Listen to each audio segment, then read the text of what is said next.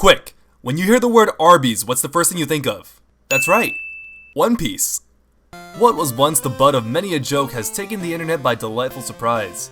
You can go on the official Arby's Facebook or Twitter and scroll down through its history to find references to video games, comics, and anime, and interestingly enough, little discussion about its food at all.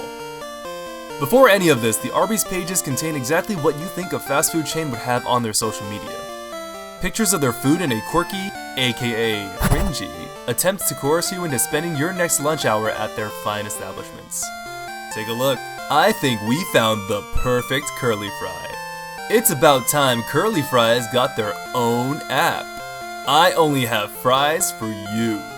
Man, they're really pushing their fries a lot. I'm sorry. Let me see if I can find another one. Ah, here we go. Coming out here was a Miss Shake? What the hell? Miss Shake? More like Miss... That was awful. In a twist of fate on September 2015, the Arby's Twitter released this image depicting 3 potato triangles as a potato triforce with the caption, "It's dangerous to go alone.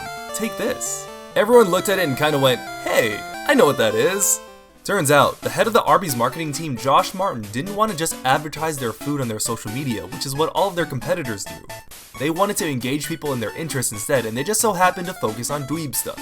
The restaurant collaborated with a digital ad agency called the Roar Group, and the Potato Cake Triforce were sort of a pilot for the direction they wanted to go in, and as luck would have it, everyone loves The Legend of Zelda.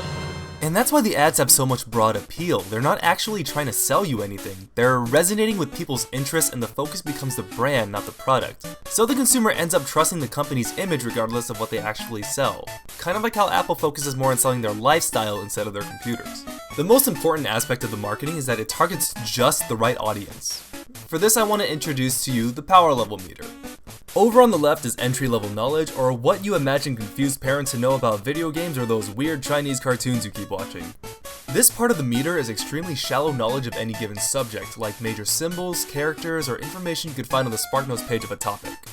Over on the right side is the deep, obscure knowledge that comes packaged with an uncomfortable conversation you have with someone who is way too obsessed with the product.